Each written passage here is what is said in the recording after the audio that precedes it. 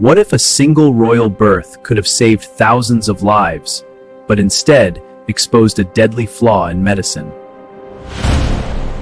In 1817, the British Empire stood at the height of its global power, yet inside a quiet royal chamber, a tragedy unfolded that would shake the monarchy, devastate a nation, and force a complete rethink of childbirth practices. This is the story of Princess Charlotte of Wales, whose death in childbirth became one of the most shocking medical disasters in royal history. Born in 1796 to George IV and Caroline of Brunswick, Princess Charlotte was not just another royal child, she was hope itself.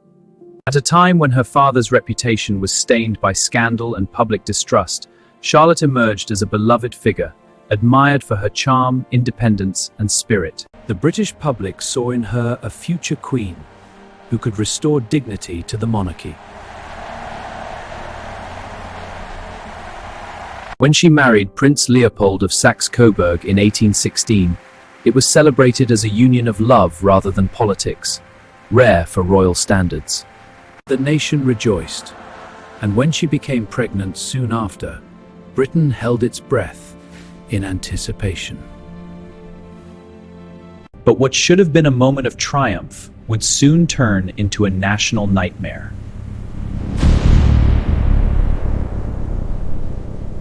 Charlotte's pregnancy in 1817 was closely monitored, but the medical practices of the time were deeply flawed.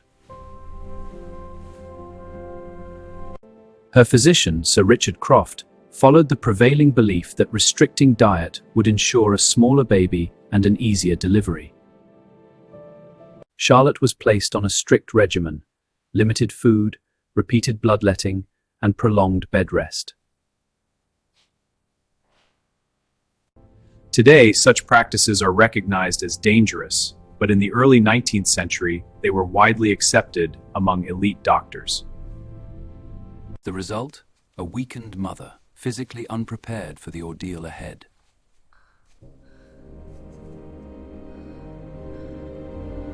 On November 3, 1817, Princess Charlotte went into labor.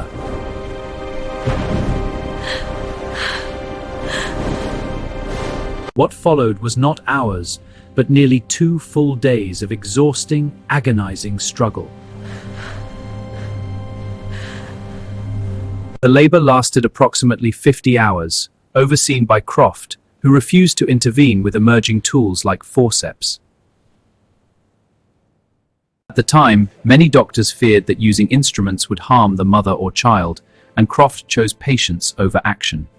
"The risk is too great. We must proceed with caution." But patience, in this case, proved fatal.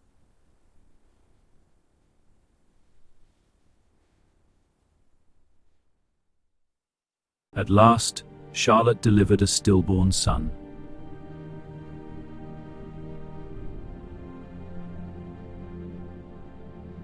The tragedy was already immense, the future heir to the British throne lost before his first breath. But the nightmare was not over.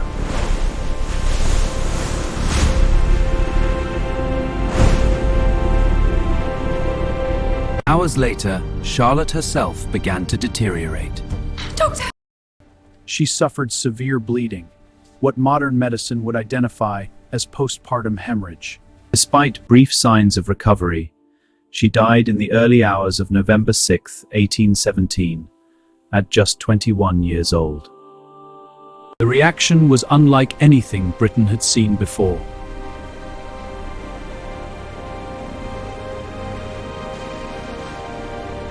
The death of Princess Charlotte of Wales plunged the nation into deep mourning.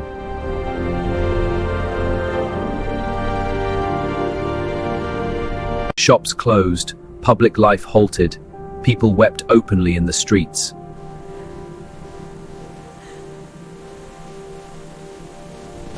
It was said that Britain felt as though it had lost its future overnight.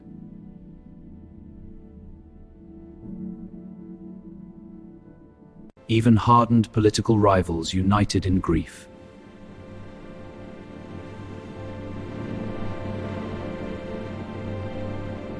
For a country accustomed to royal scandals, this was different. This was personal.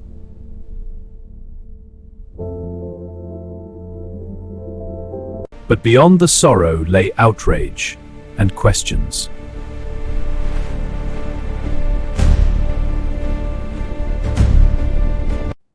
How could such a tragedy happen under the care of the kingdom's finest physicians?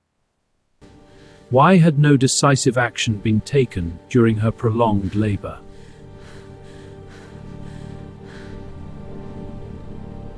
And most importantly, could her life have been saved?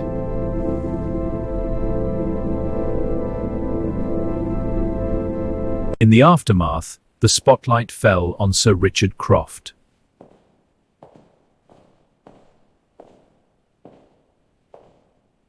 Though he had followed accepted medical practices of his time, the public and professional pressure became unbearable. Just months after Charlotte's death, Croft took his own life, an act that underscored the immense burden of responsibility carried by physicians in an era of limited knowledge. Yet from this devastating loss came a turning point. The death of Princess Charlotte exposed the dangers of outdated obstetric practices and sparked a transformation in childbirth medicine across Britain. Doctors began to reconsider the risks of prolonged labor and the refusal to intervene. The use of forceps, once controversial, gained wider acceptance. Greater emphasis was placed on maternal nutrition and strength during pregnancy.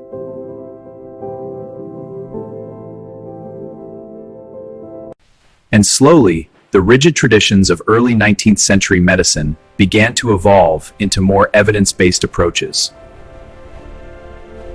But the impact didn't stop at medicine. It reshaped the very future of the British monarchy.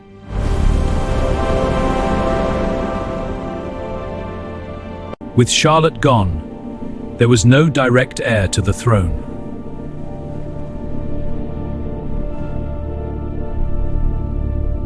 This triggered a race among the aging sons of George III to produce legitimate offspring. The result? A new generation of royals, including one young girl who would go on to define an era, Queen Victoria.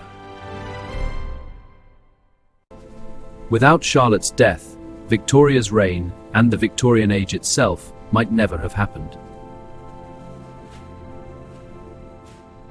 Think about that. A single medical decision, a single moment of hesitation, altered the course of history. Because in the silent chamber where a princess took her last breath, the future of a nation was rewritten forever. And now, we turn to you. What do you think? Was this tragedy inevitable?